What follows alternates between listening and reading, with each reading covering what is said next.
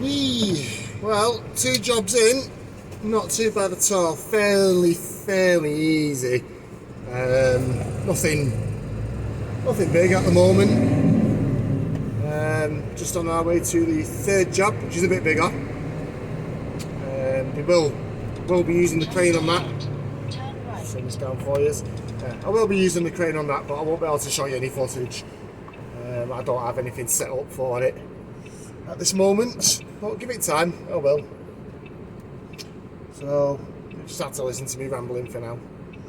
So, I am up in the kind of like Wilmslow area.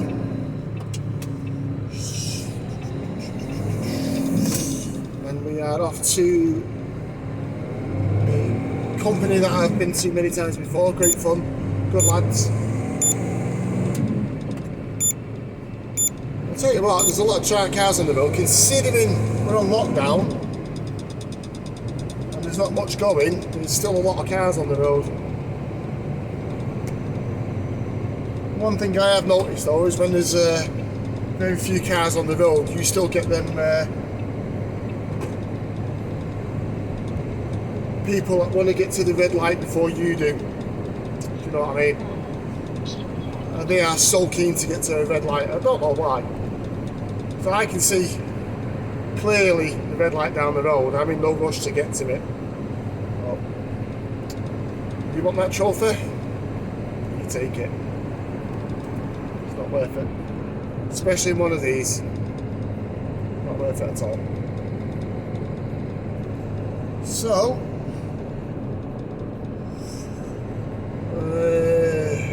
what did we say? So yeah. As I said before, I've been a Class 2 driver for around 3.5 years. Various jobs, various job roles. Some of it has been good fun, great fun. You learned a lot.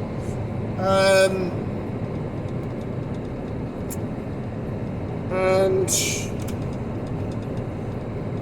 yeah, I mean, like I said, I will give you a list of the jobs that I've done during my time as a Class 2. I will hopefully this year, be pushing towards my Class 1. I've been wanting to do that for quite some time, but sometimes things in life have other ways of steering you, and I've kind of fell into that bracket. But I will be doing it this year. I can't be putting it off any longer. Just ahead. Take first exit at roundabout. Just turn this down. The voice you can hear is a sat-nav device for this vehicle. It's actually a handheld device. It's good in a lot of ways, useless in others. Useless in the sense that it's limited to 18 tons. So, if, like in this area, I'm not that familiar with this area. So a lot of the time, yeah, I depend on a sat-nav. And if I've been there more than once, twice before, I don't really need it. But it takes you to areas where you can't really get in with a truck this size. So, say a customer's house on a public street, you get down there, make off the drop, get back in your cab, you set it up for your next job, and it won't recognise the area anymore because it's restricted.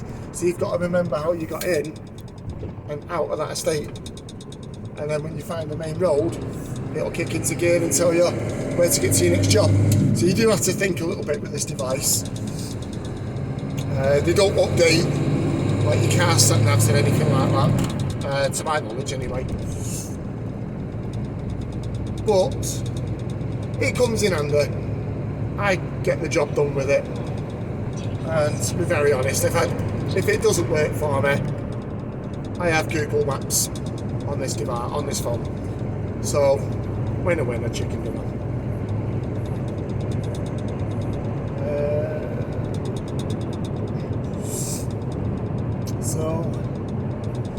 getting a bit lighter now.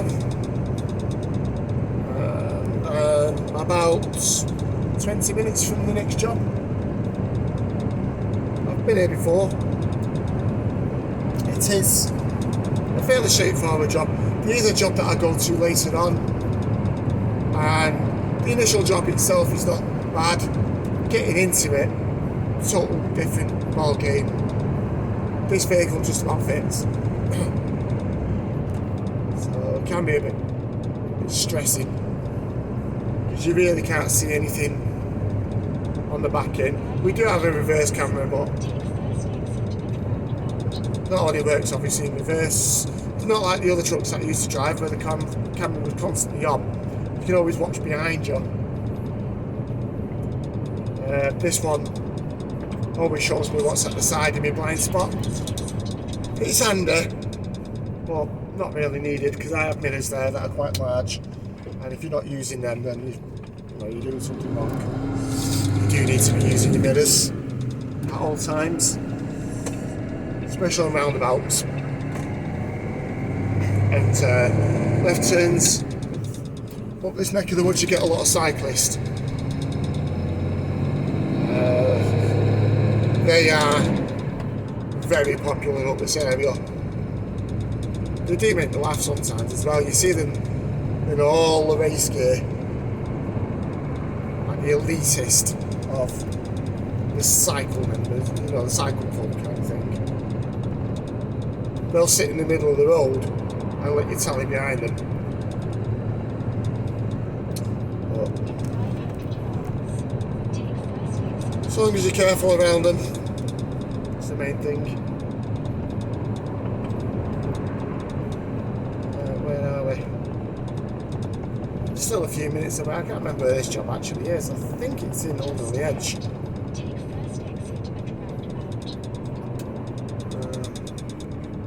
Yesterday was a fairly straightforward day. I have too many jobs. Sometimes I go from my branch to another branch and do jobs on their behalf. So you get passed around a little bit sometimes when it's quiet. That's good, because you always go somewhere different. On the, what was it, the Wednesday or the Thursday, just before Christmas, around about the 20th or the 21st, I did a job for one of our other branches, and well, it was nothing but drive. Practically grew a beard by the time I got there. I didn't realise how long it was. Way past Macclesfield anyway. Can't remember what it was called.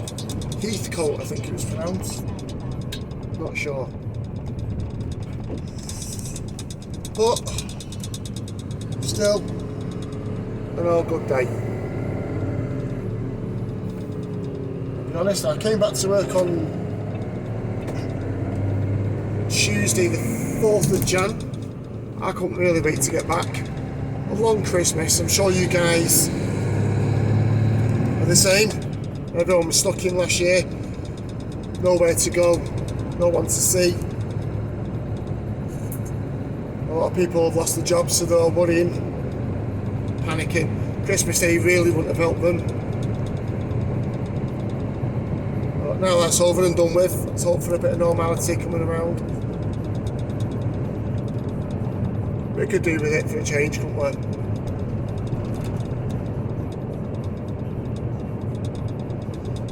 Now this device is sending me down a road that takes me to where I'm going to. It's actually bypassing a restricted area. It's only weight construction. I can get down it. It just doesn't want to do it. I don't understand why, because it's used this road many times before. So what it's doing is taking me 10 minutes further to bring me to where I'm going to. So what I am going to do is we're going to take the road and go to where I should be going. Like I said, it's It's just taking me somewhere I don't need it to take me. It's driving me round outside of the area. There's like a dual carriageway up the road, and I don't need to go to the dual carriageway. The job that I've got later on, which is, as I said before, quite a difficult job, is up the road here. And I'll be coming this way after this job. So, not doing anything wrong, it's just this being a bit fussy.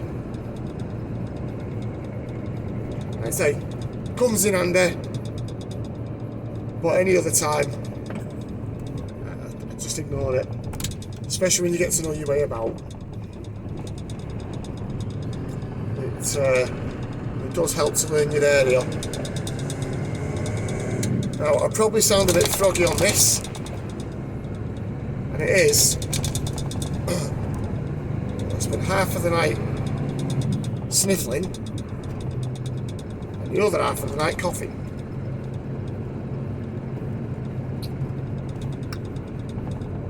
I was completely fine the other week when I was off work, and the day I come back to work, I catch a huge cold.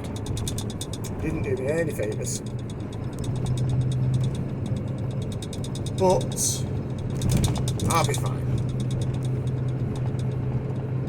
I might turn that heating down a little bit, I don't that much.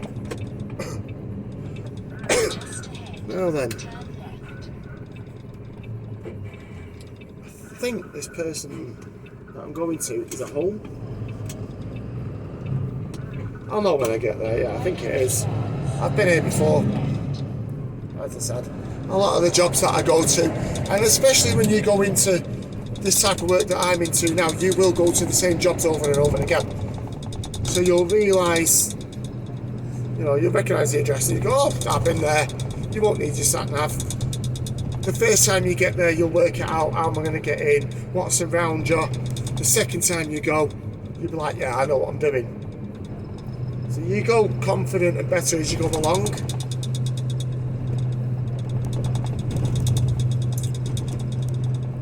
This is the one, yep. Yeah. This isn't a tricky one. It's actually someone's home. The car never moves off the driveway. And as I come in, it's full of cars anyway. So, what's he having out of this? We are going to pull up alongside here, stick some beacons and some lights on. Excuse me. Then, I'm going to have a chat with him. I shall see you in a moment.